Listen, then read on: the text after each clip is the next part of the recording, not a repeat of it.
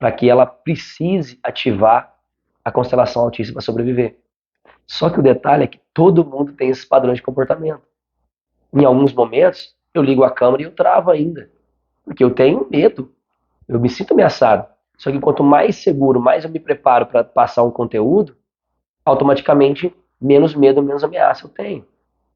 Então, quanto mais você vai se expondo, você começa se expondo, numa rodinha de amigos começa a explicar, você senta enfim, senta num bar, num restaurante, começa a explicar um conteúdo para uma pessoa que você nunca viu na vida, você responde de uma forma diferente. Já talvez se expôs antes com seus familiares, agora você começa a se expor com alguém que é totalmente contrário à sua opinião. Então você está se expondo um pouco diferente e vai criando uma discussão ali. Daqui a pouco você começa a responder aos seus pacientes através de um direct, ou no WhatsApp você manda um vídeo ao invés de mandar um áudio. Você está se expondo. Daqui a pouco você começa a gravar um conteúdo, começa a postar na internet. De repente você está ali, não está se sentindo mais ameaçado. E talvez, quem sabe, monta um curso. Como que você chega nesse nível? Através dessa exposição gradativa, diminuindo as ameaças. Como é que você diminui a ameaça nesse exemplo da câmera? Quanto mais conteúdo você tem para passar e mais segurança você tem, menos ameaçado você se sente. Então, aquela pessoa que chega numa palestra, ela vai dar a palestra ao vivo ali, né, presencialmente, ela vai dar uma palestra e vê lá 400, 500, 1000 pessoas e ela perde a voz.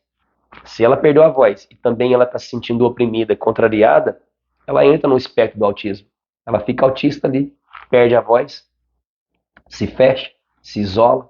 E se ela, junto com isso, ativar tubos coletores renais, tanto o direito quanto o esquerdo, agora ela começa a fazer as coisas repetidas. Aí aquela pessoa que vai estudando, estudando, estudando a mesma coisa e não consegue terminar, e sempre fica fazendo a mesma coisa e não sai do lugar, fica como se estivesse andando ali, patinando. É um comportamento biológico de sobrevivência. Fica desconsternada. Ela fica sem jeito, perde o lugar. Como é que você faz para tratar essa pessoa? Ela precisa encontrar o ambiente dela.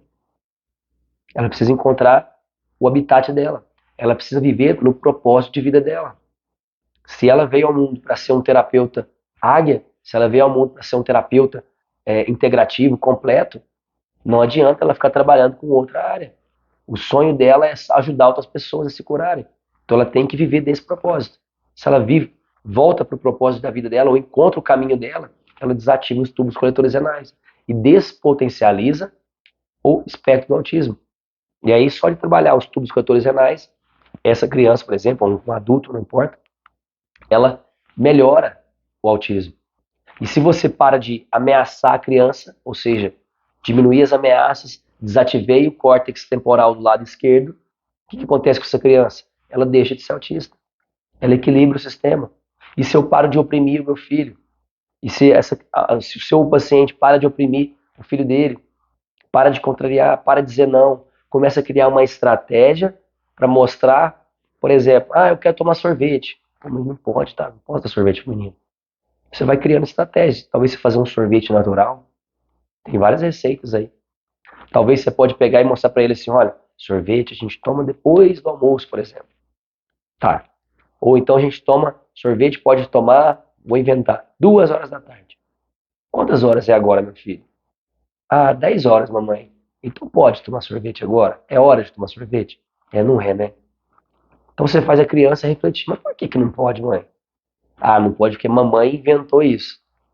Você vai ter que criar uma estratégia. Então, estou dando um exemplo bem simples aqui, mas você precisa, de um modo geral, cada paciente é de uma forma.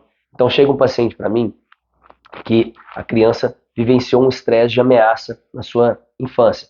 Pode ser o simples fato de ter uma mãe que não conseguiu dar leite. E a falta do contato com a mãe ali, ela se sente ameaçada, porque ela está desprotegida, não tem o alimento.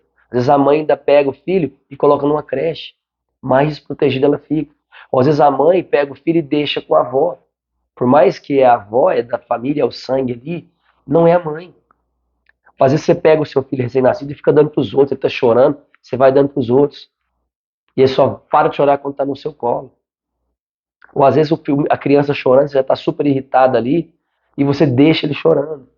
E aí, de tanto ele chorar, a gente fala assim, ele cansou e dormiu. Não, ele entrou no congelamento. Você está agravando mais ainda, está fazendo ele ativar tubos coletores renais, por exemplo. está fazendo ele entrar no padrão muito mais intenso da consternação esquizofrênica, do tronco cerebral. E isso potencializa o autismo. Então, uma criança que está tendo sintoma, nesses exemplos que eu dei aqui, você precisa encontrar então as ameaças, o que ameaça essa criança, o que essa criança fica assustada. Então você pode perceber na hora que ela está, às vezes, um pouco mais maníaca, que ela foca e fica fazendo uma coisa, prestando muita atenção, está muito tempo ali. O que aconteceu que pode ter desencadeado aquilo ali? De um modo geral, lógico que você, como terapeuta, vai conseguir encontrar esses trilhos, esses gatilhos, né? E o mesmo vale para a região epigástrica. Eu preciso encontrar o que ou quem está oprimindo essa criança. O que ou quem está obrigando essa criança a fazer o que ela quer. Porque a gente, às vezes, quer moldar o nosso filho. A gente quer que ele segue esse caminho. Mas quem disse que esse caminho é o correto? Quem disse que esse caminho é o melhor para ela? Às vezes o melhor caminho para ela é outro caminho. E a gente fica querendo, fica comparando o nosso filho com outros filhos. Ah, ele não está dentro do modelo. Ah, porque o modelo aqui tinha que ser uma garrafinha da Stanley. Ah, mas essa garrafinha é de outra marca. Mas só tem que ser Stanley. Aí o que acontece? A criança começa a entrar nesse comportamento para sobreviver. Porque você está querendo fazer, moldar aquela criança. Você está errada, você está doente, você está alterado, você precisa de tratamento. E automaticamente você fica obrigando, se comparando o seu filho com outros filhos, e isso faz com que seu filho vai tendo cada vez mais alteração de comportamento, principalmente porque ele é influenciado pelo ambiente. E quem está dentro do ambiente que influencia o filho? Pai e mãe. Aonde é o tratamento para tratar uma criança com autismo? Papai e mamãe.